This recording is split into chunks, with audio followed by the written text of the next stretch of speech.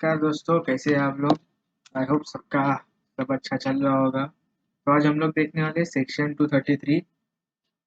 तो हम लोग अभी डायरेक्ट सेक्शन पे ही चलते हैं, सेक्शन 233 क्या है करके।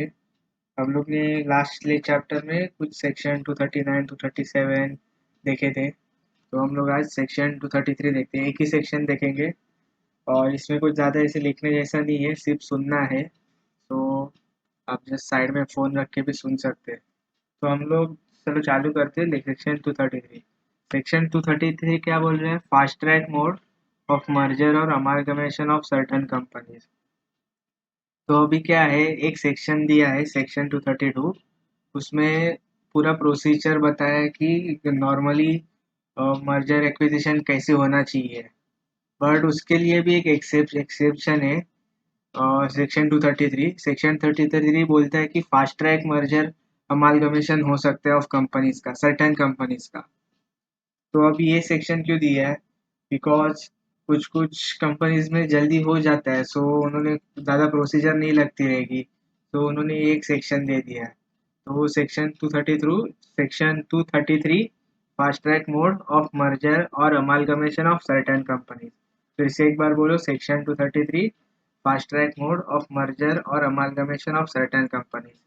तो अभी ये पहले फर्स्ट पेज पे उन्होंने एक अच्छी तरीके से प्रिपरेशन एक चार्ट दिया है, वो एक बार पढ़ सकते हो आप। फास्ट लास्ट में पढ़ेंगे हम लोग। सो बट हम लोग डायरेक्ट अभी कंटेंट पे आते हैं। तो अभी इन्होंने बोला है सर्टन कंपनीज। तो अभी ये सर्टन कंपनीज कौन सी है? तो आपके सामने ये टेबल है, इस टेबल में आप लोग देख सकते हो मर्जर और अमालगमेशन बिटवीन। एक तो कौन सी कंपनी है? टू और मोर स्मॉल कंपनीज। मर्जर एक्विजिशन तो दो से ज्यादा का भी होता है, ऑफ स्मॉल कंपनीज। इसके बाद सेकंड है holding company and it's wholly owned subsidiary company, such other class or class as may be prescribed। ये तो अपना एज में भी प्रिस्क्राइब वाला है। तो दो ही कंपनीज मेनली है, टू और मोर स्मॉल कंपनीज एक, और holding and wholly owned subsidiary company. तो अभी इसके नीचे इन्होंने टेबल के नीचे बताया, if 100% of his share capital is held by the holding company except the share held by the nominee or nominees to ensure that the number of members of the subsidiary company is not reduced below and limit under section 187। तो वो इतना कुछ है नहीं। तो अभी अब सबको याद होगा, तुम अच्छी बात है। स्मॉल कंपनीज कौन सी होती है? तो इधर मैं लिखता हूँ स्मॉल कंपनीज कौन सी होती है।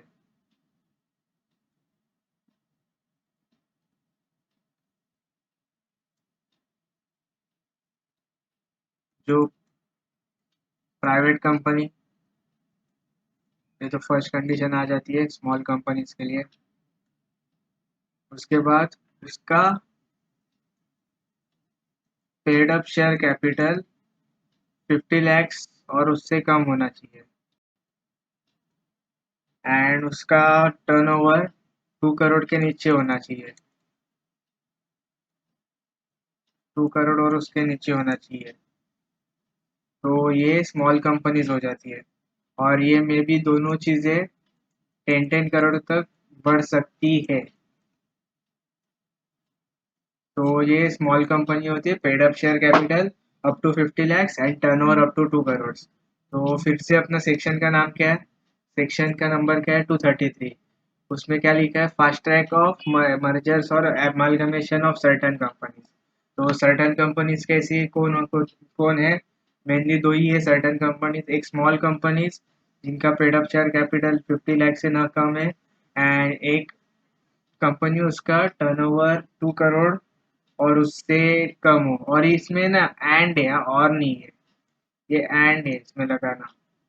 और next, holding and wholly owned subsidiary company. तो and any other class of companies as may be prescribe. समझो लगा किसी ट्रिब्यूनल को या सेंट्रल गवर्नमेंट को इसका भी होना चाहिए, तो वो आ सकता है। चलो, तो अभी first point, companies who may enter into the scheme of merger or amalgamation. A scheme of merger or amalgamation may be entered into between two or more small companies or between the holding companies and its wholly owned subsidiary company or such other class as may be given in the under rule 25। तो ऊपर वाले ये सब बताया है। तो इसमें अभी rule 25 of companies rules 2016 subject to the following. तो ए में बताया notice of proposed schemes inviting objection or suggestion. If any from the register or official liquidator where the register office its respective companies are situated or a person affected by the scheme within a 30 days of issue by transferor company or companies and transferee company। तो क्या बताया है कि समझो जिनका register and official liquidator जिधर situated है और जो पर्सन मतलब आरओसी एंड लिक्विडेटर को देना किसे किसे नोटिस देना है। तो आरओसी लिक्विडेटर, इसके बाद एनी अफेक्टेड पर्सन मतलब जो क्रेडिटर्स वगैरह रहेंगे पर्सन। उसके बाद लिखा है कि इशूड बाय ट्रांसफर कंपनी और ट्रांसफरी कंपनी और कंपनीज और कंपनी मतलब दोनों के ट्रांसफरर एंड ट्रांसफरी कंपनी दोनों के एंड कितने दिन में देना है विद इन 30 डेज। तो फर्स्ट पॉइंट क्या था कि जो रजिस्टर किसी किसी नोटिस किसे किसे देनी है आरओसी को, उसके बाद लिक्विडेटर को और जिधर आरओसी सिचुएटेड है कंपनी सिचुएटेड है एंड जो पर्सन अफेक्ट्स हुए उन्हें विद इन 30 डेज। और किसके किसके कंपनी के तो both the companies transferee and transferor companies both. तो next point B the objection and suggestion received are in considered by the companies in the respective of the general meeting and the scheme is approved by the respective members or class of members at a general meeting holding at least 90% of total number of shares। तो फिर से एक बार पढ़ते। The objection and suggestion received are considered by companies in respective general meeting and the scheme is approved by respective members or class of members at general meeting holding at least 90% of the total number of shares। और scheme approve करने के लिए 90% मतलब अभी समझो कि scheme approve करनी है, अभी जो रिकंस्ट्रक्शन अभी करना है उन्हें उसके लिए स्कीम अप्रूव करनी है। अप्रूवल लिखता हूँ इधर, चलो स्पेलिंग गलत है। और स्कीम अप्रूवल करनी है उसके लिए क्या क्या लगेगा 90% होल्डिंग ऑफ मतलब कि हो वोटिंग पर 90% होल्डिंग ऑफ टोटल होल्डिंग्स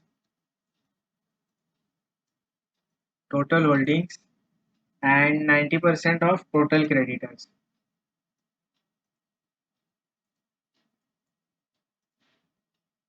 इनके आपको वोट्स आने चाहिए। तो इसमें लिखा है देखो objection and suggestion received are considered by companies in respective of general meeting and approved by the respective of member और class of members at general meeting holding at least 90% of total number of shares। तो scheme approval के लिए नहीं, objection and suggestions के लिए, objection and suggestions के लिए। तो इतने परसेंटेज आपके आने चाहिए सो दैट आपका ऑब्जेक्शन एंड परसेंट सजेशन आपका ले लेंगे इनकेस क्रेडिटर रहेगा। तो सेक्शन 233 क्या बोलता है कि मर्जर और amalgamation of certain companies fast track में। तो इसमें कौन कौन सर्टन कंपनीज है, एक small companies, second holding and subsidiary companies. तो पॉइंट ए में क्या बताया था लिक्विड मतलब किसे किसे नोटिस भेजनी है liquidator ROC and any affected person within 30 days of both the companies, both और जितने भी कंपनीज है उसमें इन्वॉल्व है उनका सबका। बी पॉइंट क्या था आपका objection and suggestion received are consider by the companies in their respective general meeting and scheme is approved respective the member of class of member holding at least 90%। तो scheme approve करने के लिए 90% of total holding और 90% of total creditors की votes चाहिए।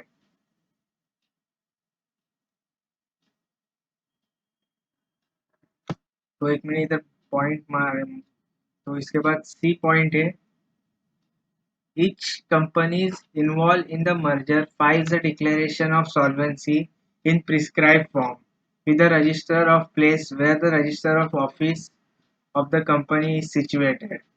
तो जो भी कंपनी है, transferor company of transferee company, उन्हें डिक्लेरेशन ऑफ सॉल्वेंसी देना पड़ेगा इन प्रिस्क्राइब फॉर्म है। अभी प्रिस्क्राइब फॉर्म है CAA 9।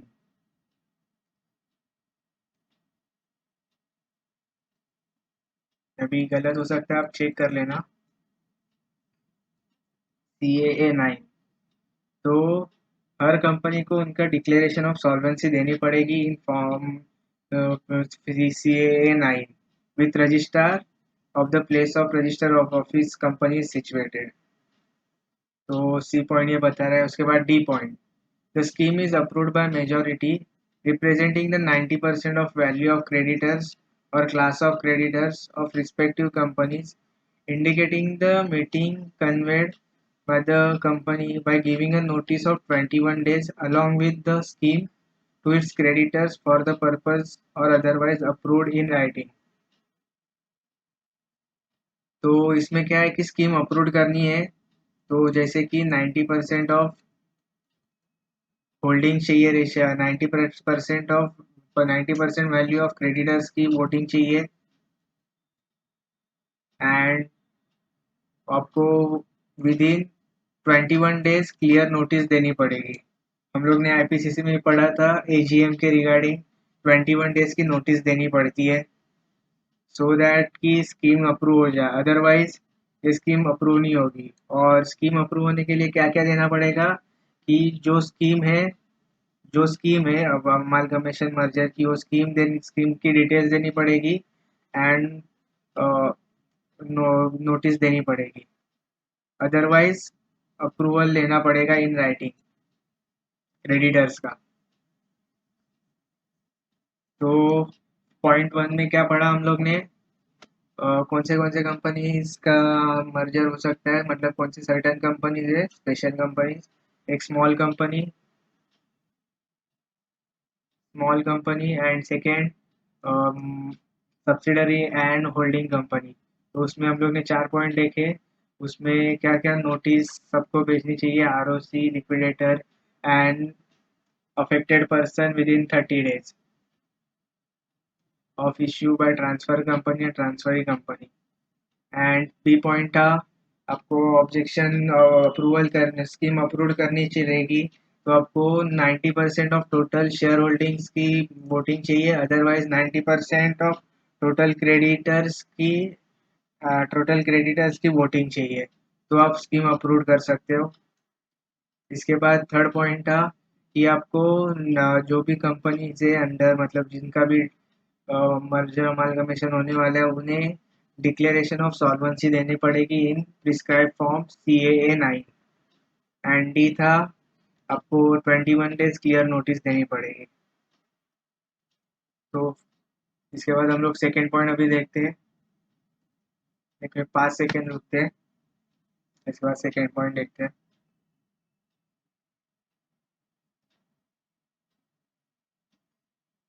हाँ चलो देखते हैं। Filing of the company of scheme with the central government, registrar and official liquidator. तो क्या लिखा है इसमें, transferee company shall file a copy of scheme so approved in a manner as may be prescribed with central government registrar and official liquidator where a register office is situated। तो बस इतना ही है कि हमें किसे किसे कॉपी देनी पड़ेगी। तो हम लोग को कॉपी देनी है सेंट्रल गवर्नमेंट को, रजिस्ट्रार को एंड ऑफिशियल लिक्विडेटर को, बस इतना ही। इसके बाद थर्ड पॉइंट है, on the receipt of the scheme, if the registrar or the official liquidator has no objection or suggestion to the scheme, central government shall register same and issue confirmation thereof to the company। If the registrar or official liquidator has any objection or suggestion, he may communicate the same in writing to the central government within a period of 30 days. If no such communication is made, it shall be presumed that he has no objection to the scheme. तो इसमें क्या objection and suggestion के बारे में बताया. इन case कोई objection and suggestion नहीं है, सेंट्रल गवर्नमेंट रजिस्टर कर सकती है एंड इशू कंफर्मेशन दे देगी for amalgamation and merger. In case कोई सजेशन एंड ऑब्जर्वेशन है तो सेम कम्युनिकेट करना है to central government within 30 days. और अदरवाइज कुछ कम्युनिकेशन नहीं किया तो it is presume that he has no objection to made. यार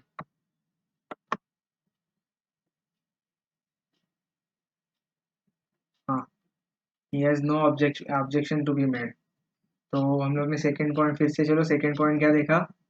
filing of copy to the scheme to the किसे करते हैं central government, registrar and official liquidator. And third point, on receipt of scheme, if the register of or official liquidator has no objection, then central government में issue confirmation दे सकती है for liquidation, amalgamation and merger. And in case communicate मतलब objection रहेगा, तुम्हें communication करना है writing within 30 days. And कुछ communication नहीं हुआ तो हो गया, पास हो गया तो confirmation दे देगी.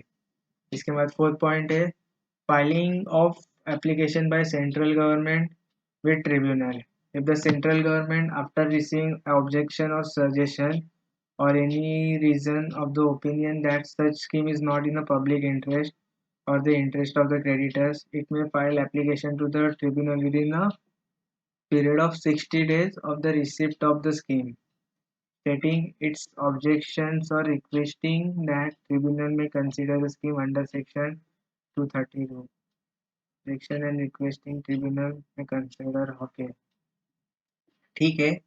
तो इसमें क्या बताया है कि समझो थर्ड पॉइंट में से किसी ने ऑब्जेक्शन दिया, तो ऑब्जेक्शन देने के बाद सेंट्रल गवर्नमेंट को सेंट्रल गवर्नमेंट को लगा if central government after receiving objection or suggestion or any reason in the opinion of that such scheme is not public interest, the objection and suggestion मिला और central government को लगा कि it is not in the interest of public or the creditors, then central government application file कर सकती है tribunal within 60 days of the receipt of the such scheme. ये याद रखना, receipt of such scheme, stating the reasons और requesting tribunal में consider scheme under section 232. अभी 232 में इन जनरल है कि सबके लिए है, तो ऐसे क्यों. समझो अभी किसी को लगा रहेगा कि जो कंपनीज में अमालगमेशन मर्जर हो रहा है इस सेक्शन में, वो एक्चुअली कंपनीज स्मॉल कंपनी भी नहीं है और सब्सिडरी और होल्डिंग कंपनी भी नहीं है. एंड किसी को आइडेंटिफाई हुआ और उसने वो डाल दिया, सर ऑब्जेक्शन डाल दिया, देन सेंट्रल गवर्नमेंट ने वो डाल दिया, वो बोल सकते हैं कि आप सेक्शन 232 में इसे कवर कीजिए. तो इसके रिगार्डिंग ये पॉइंट है.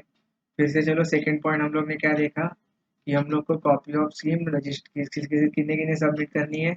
ROC central government and official liquidator with in sorry 30 days में कुछ नहीं है. इसके बाद on receipt of the scheme, if no objection received, then central government can issue a confirmation thereof to the companies for amalgamation or merger. If received if there is any objection to the register and official liquidator, then they have to communicate with in writing to the central government within 30 days. And fourth point में क्या है, in case जो objection received हुआ है वो public interest और interest of creditors के behalf नहीं है, then he can file application to tribunal within 60 days of receipt of scheme, stating that objection और रिक्वेस्ट मतलब रिक्वेस्ट कर सकती है अंडर सेक्शन 232 कंसिडर करें। Fifth point, passing of order of the tribunal on the receipt of an passing of an order of tribunal on receipt of the application from central government or any other person. If the tribunal, for the reason to be recorded in writing, is of opinion that the scheme should be considered as per the procedure and laid down in section 232, tribunal may direct accordingly, or it may confirm the scheme by passing such order as may deem fit. तो फिर से एक बार पढ़ते हैं। On the receipt of the application from central government or any other person, if tribunal for reason recorded in writing is opinion that scheme should be considered as per procedure laid down in section 232, the tribunal may direct according it may be confirmed scheme as may deem fit. समझो, tribunal को लगा हाँ जो objection है उसमें दम है, then tribunal consider कर सकती है अमालगमेशन और मर्जर को अंडर सेक्शन 232 और गिवन कोई भी डायरेक्शन दे सकती है as he may deem fit. तो वही बताया, and provided that if central government does not have any objection to the scheme, it does not file any application under the scheme before the tribunal, it shall deem that he has no objection to the scheme। तो ऊपर पढ़ लिया, तो इधर से cut कर देता हूँ मैं, वही सब बार बार आ जाएगा। तो इसके बाद 6 पॉइंट है, communication of order to the register. The copy of order confirming the scheme shall be communicated to the register having jurisdiction over the transferee company, and the person concerned and register shall register the scheme and issue the confirmation thereof companies, and such confirmation shall communicate to the register where thereof transferor of company or company were situated। क्या समझा? कुछ भी नहीं। फिर से एक बार पढ़ दे। Communication of order to the register. The copy of order confirming the scheme shall communicated to the register having jurisdiction over the transferee company, and the person concerned and the register shall register the scheme and issue confirmation thereof and companies, and such confirmation shall communicate to the register of transferor company। तो after order pass होने के बाद मतलब confirm होने के बाद register मतलब जो भी डिसीजन हुआ मतलब जो अमालगमेशन मर्जर करना है, तो ट्रांसफरी कंपनी ने अपने रजिस्टर को आरओसी को वो स्कीम बतानी पड़ेगी एंड इस कंफर्मेशन और सिमिलरली जो कंफर्मेशन है फॉर्म कंफर्मेशन है वो ट्रांसफरर कंपनी को बताना पड़ेगा। तो यही पॉइंट बता रहा है। तो इसके बाद 7 पॉइंट है, registration of the scheme shall be deemed to have effect of dissolution of the transferor company without process of winding up। तो ये एक जस्ट पॉइंट है कि वाइंडिंग अप की प्रोसेस फॉलो करने के बाद विदाउट डिसोल्यूशन हो जाएगा जो ट्रांसफरर कंपनी है उसका। Effect of registration scheme, the registration scheme shall have following effect namely, जिसकी प्रॉपर्टीज है सब ट्रांसफर हो जाएगी। मतलब देखो, जो प्रॉपर्टीज लायबिलिटी ट्रांसफर कंपनी के हैं तो वो ट्रांसफरी कंपनी चली जाएगी। इसके बाद charges, if any property of the transferor company shall applicable enforceable as charges where the party transferee company, जो भी चार्जेस है वो भी चले जाएंगे। द लीगल प्रोसीडिंग और against the transferor company printing before the court shall be continue against the transferee company, though where the scheme provides the purchase of shares held by disseminating shareholders or settlement of debt due to disseminating creditors, such amount extent is unpaid shall become a liability of transferring company। तो याद रखना, सब कुछ चला जाएगा जो जो रहेगा ट्रांसफर कंपनी के पास। पहले पॉइंट में बताया property liability, charges, legal proceeding, और जो भी मतलब आउटस्टैंडिंग जो भी रहेगा, मतलब अभी इसमें बताया कि जो अपने समझो 10-15 क्रेडिटर्स रह गए, अदरवाइज 1-2% के शेयर होल्डर्स अपना शेयर्स कैश में लेना है और शेयर प्राइस शेयर दूसरे ट्रांसफर कंपनी का शेयर लेना बोल गए तो वो लाइबिलिटी में ट्रांसफर हो जाएगा। तो यही ये पॉइंट बता रहा है। तो यही पॉइंट पूरा बता रहा है। तो एक बार फिर से हम लोग सब पॉइंट देख लेते हैं पॉइंट टू नंबर 2 से। तो पॉइंट नंबर 2 में क्या बताया कि स्कीम, कॉपी ऑफ स्कीम किन्हें किन्हें सबमिट करनी है, central government registrar and liquidator. And scheme में ऑब्जेक्शन नहीं आया तो कंफर्मेशन मिल जाएगा। एंड इन केस ऑब्जेक्शन आया तो कम्युनिकेट करना पड़ेगा सेंट्रल गवर्नमेंट को within 30 days। And central government can file application और any other person can file application to the tribunal if the scheme is not in public interest or in not in the interest of the creditors। and कितने दिन में करना है, with in 60 days of receipt of such scheme। Section और वो आप objection दे सकते हैं, अदरवाइज कन्वर्ट करने बोल सकते हैं सेक्शन 232 में। इसके बाद फिफ्थ पॉइंट है passing an order of tribunal.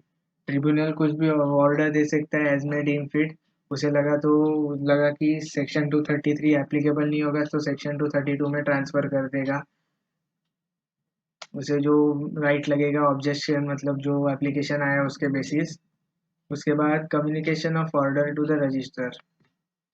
जो ऑर्डर आया है, आप जो भी समझो कि इन फेवर आया रहेगा सेक्शन 233 के, तो ट्रांसफरी कंपनी जो ऑर्डर है तो ट्रांसफरी कंपनी ने उसके ट्रांसफरी कंपनी ने आरओसी में उसके बताना पड़ेगा। सिमिलरली ट्रांसफरर कंपनी को बताना पड़ेगा जिधर ट्रांसफरर कंपनी सिचुएटेड है। तो ये पॉइंट ये बता रहा है। इसके बाद 7 पॉइंट है registration of scheme shall be. समझो जो भी कंपनी ट्रांसफरर कंपनी है ऑटोमेटिकली डिसॉल्व हो जाएगी, डिसॉल्यूशन पे आ जाएगी without the without effect of winding up, effect of winding up. इसके बाद effect of registration of scheme. Registration of scheme shall have the following effect, namely सब जो भी ट्रांसफरर कंपनी के पास है और ट्रांसफरी कंपनी को बच्चा लेके आएगा। Property liability charges legal proceeding and outstanding जो शेयर होल्डर्स क्रेडिटर्स का है वो सब। इसके बाद 9 पॉइंट है, 10 सेकेंड रुकते हैं, सांस लो जरा।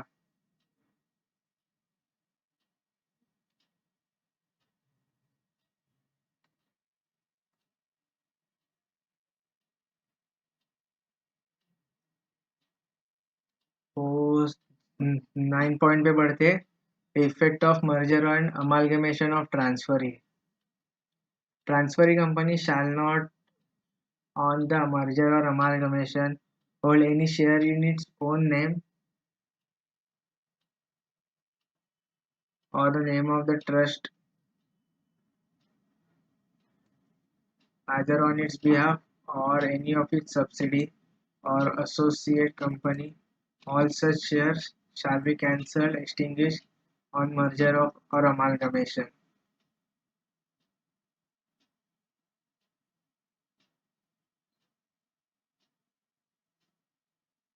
So ट्रांसफरी कंपनी जो अभी समझो कि ये कंपनी है, एक्स वाई कंपनी बन रही है, एक्स कंपनी ट्रांसफरर है और वाई कंपनी ट्रांसफरी है।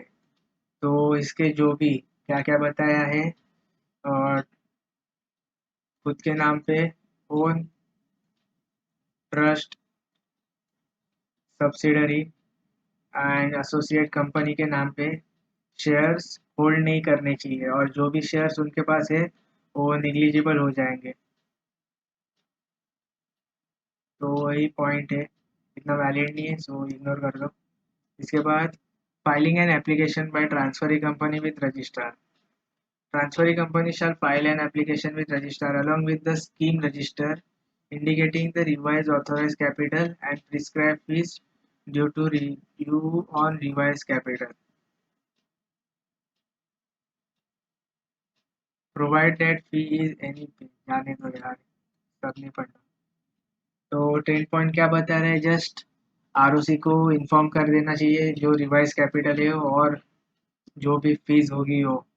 इसके बाद 11 क्या है, applicability of provision, the provision of the section shall mutandis to the companies satisfied in section, ये पढ़ लेना आपको लग रहा है तो।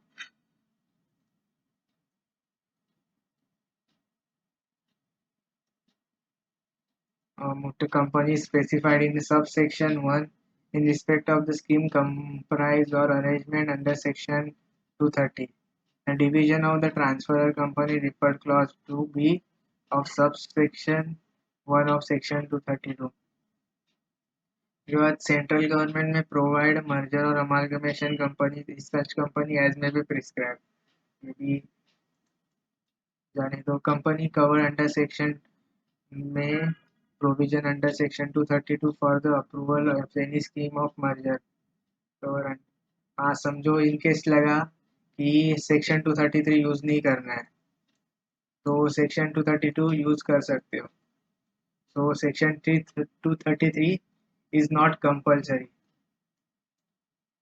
समझा ना। मतलब आपको 232 में जाना है तो 232 में जा सकते हो, 232 में आप एप्लीकेबल हो तो आप उधर भी रह सकते हो।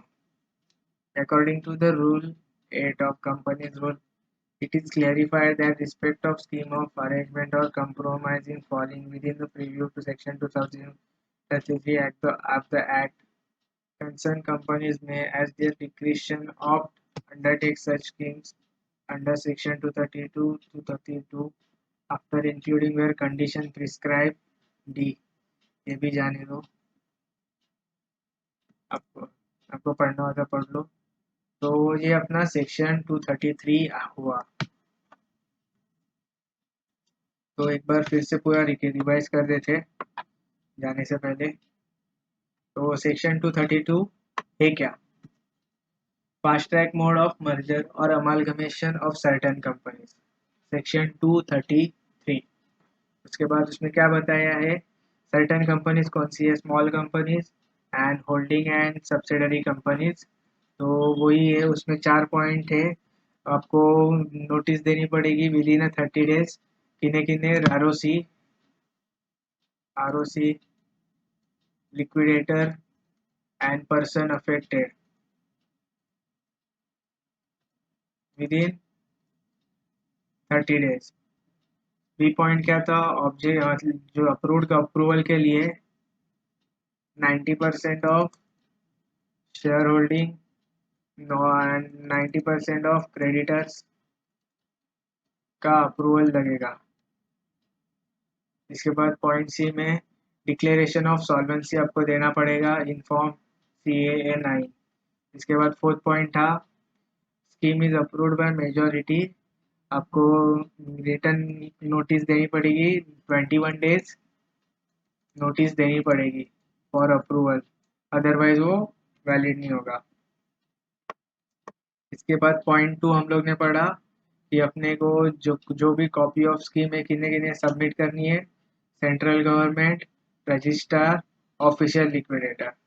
इसके बाद जो भी स्कीम रिसिप्ट हुई है उस पर किसी का ऑब्जेक्शन है क्या, रजिस्ट्रार और लिक्विडेटर का नहीं है तो सेंट्रल गवर्नमेंट कंफर्मेशन दे सकती है। इन केस है तो उन्हें राइटिंग में कम्युनिकेशन करना पड़ेगा विद इन 30 डेज।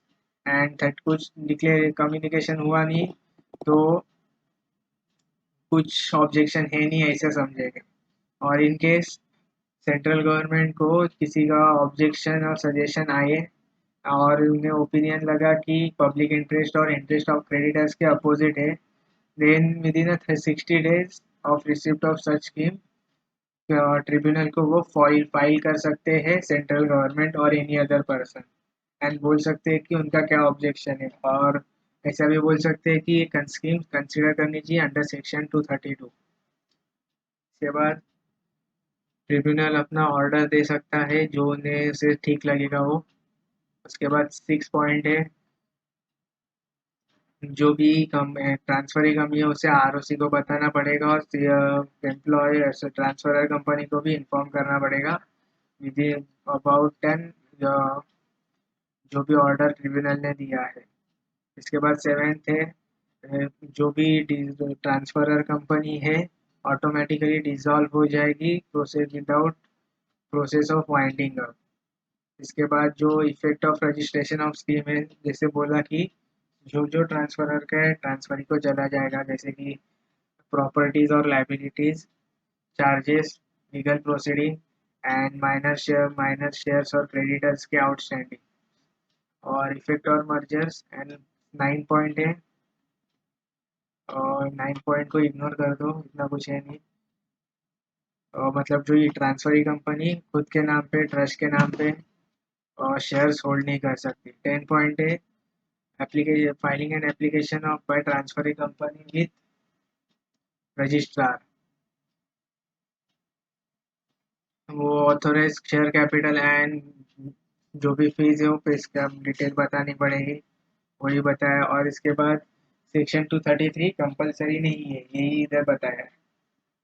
तो इतना ही सेक्शन 233 में है। तो thank you for watching this video and guess अच्छा लगा तो शेयर करो।